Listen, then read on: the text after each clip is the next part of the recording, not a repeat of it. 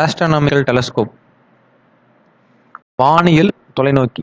So விண்மீன்கள், கோள்கள், நிலவு போன்ற தொலைவில் உள்ள வான் பொருட்களை உருப்பெருக்கம் செய்து காண்பதற்கு பயன்படக்கூடிய தொலைநோக்கி வானியல் தொலைநோக்கி எனப்படும். ஸோ ஆஸ்ட்ரானமிக்கல் டெலஸ்கோப்னாலே தூரமாக இருக்கக்கூடிய பொருட்களை நம்ம தெளிவான முறையில் பார்ப்பதற்கு யூஸ் பண்ணக்கூடிய கருவி தான் டெலஸ்கோப், தொலைநோக்கி. இந்த தொலைனா தூரம், அதை பார்ப்பது தொலைநோக்கி, வானியல் தொலைநோக்கி.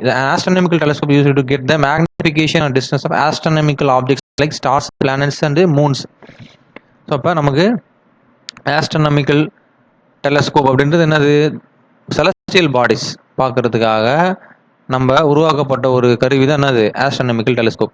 ஸோ அதில் வானியல் தொலைநோக்கியில் தோன்றும் பிம்பம் தலைகீழானதாகும். ஸோ நம்ம டெலஸ்கோப் வழியாக பார்க்கக்கூடிய எந்த ஒரு இமேஜ் இருந்தாலும் எப்படி இருக்குமா? அது தலைகீழானதாக இருக்கும். ஓகே. ஸோ அடுத்து தலைகீழானதாக இருக்கும். கண்ணருகு லென்ஸை விட அதிக குவிய தூரமும் பெரிய துளையும் கொண்ட பொருளருகு லென்ஸ் இதில் உள்ளது. இதுதான் வந்து நமக்கு ஆஸ்ட்ரானமிக்கல் டெலஸ்கோப். அப்படியே வந்து போன கொஷனுக்கு இப்படி ஆப்போசிட்டாக இருக்கும். ஸோ ஐபிஎஸ் அங்கே இங்கே இருக்கும், அப்ஜெக்டிவ் இப்படி இருக்கும்.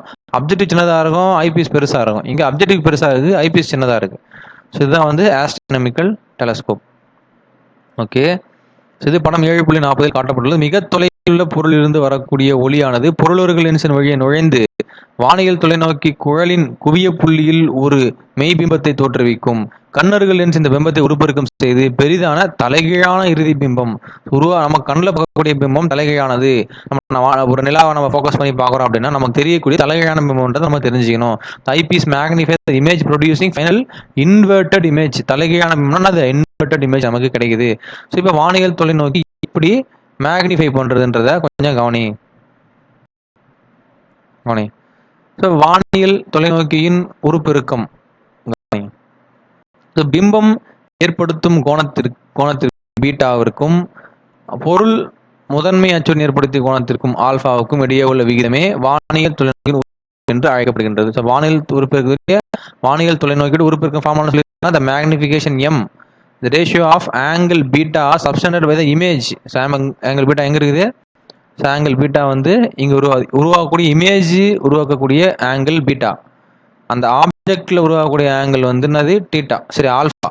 இப்போ ஆல்ஃபாவையும் பீட்டாவுக்கும் இடையில ரேஷியோ தான் பீட்டா பை ஆல்ஃபா. அதான் மேக்னிஃபிகேஷனுடைய ஃபார்முலா, பீட்டா பை ஆல்ஃபா. அப்போ பீட்டாவுடைய ஃபார்முலா ஆல்ஃபாவுடைய ஃபார்முலா கண்டுபிடிச்சி இங்கே அப்ளை நமக்கு ஆன்சர் கிடைச்சிடும். ஸோ இப்போ டேன் ஆல்ஃபா டேன் பீட்டாவுடைய ஃபார்முலா நமக்கு தெரியணும். ஸோ டேன் ஆல்ஃபா எங்கே இருக்குது? Opposite side by adjacent side, opposite H by F nought. So ஆல்ஃபாக்கு ஆப்போசிட்ல என்ன இருக்குது? H by F nought. So அப்போ alpha is equal to H by F nought. அடுத்து beta. So beta is equal to, இங்கே beta இருக்குது, ஆப்போசிட்ல H, அட்ஜசன்ட்ல வந்து நமக்கு எஃப்இ.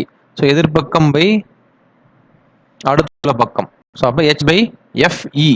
ஓகேவா? இங்கே ஹெச் பை எஃப் நாட், இங்கே ஹெச் பை எஃப்இ. ஸோ இப்போ நமக்கு என்ன கிடைக்குது? Beta is equal H by F E. பீட்டாவோட வேல்யூ கொண்டு போயிட்டு பீட்டாவிலேயே ஆல்ஃபாவோட வேல்யூ கண்டு அப்ளை பண்ணும்போது என்ன வருது? எம் இஸ் ஈக்குவல் டு பீட்டாவோட வேல்யூ கண்டுபிடிச்சி H by F E. So divided by ஆல்ஃபாவோட value H by F nought. இப்போ என்ன பண்ண போகிறேன்? ஹெச் பை எஃப் நாட்டை மேலே கொண்டு போகிறேன். அப்போ எஃப் நாட் பை ஹெச்னு வரும். கரெக்டாக? H by F E into F not by H, sorry, F not by H. So H cancel ஆகிடும். மீதி என்ன இருக்குது? F not divided by F E. இது மேக்னிஃபிகேஷன். எந்த மேக்னிஃபிகேஷன்? ஆஸ்ட்ரானமிக்கல் டெலஸ்கோப்போடைய மேக்னிஃபிகேஷன் என்ன கிடைக்குது? எஃப் நாட் பை எஃப்இன்னு கிடைக்குது. ஸோ இப்போ இது magnification. Length of the telescope என்ன சொல்கிறாங்க அப்படின்னா approximately L is equal to F not plus F E. So focal length of F not. Objective lens இங்கே இருக்கும், ரொம்ப தூரத்தில் என்ன இருக்கும்?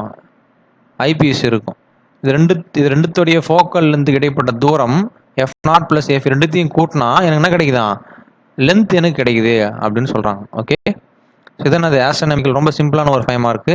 ஸோ ஆஸ்ட்ரானமிக்கல் டெலஸ்கோப் அப்படி என்ன எதுக்காக அது ஒர்க் ஆகுது, அதனுடைய மேக்னிஃபிகேஷன், இதை மட்டும் சொன்னால் போதும், நமக்கு ஈஸியாக 5 மார்க் கிடைச்சிடும்.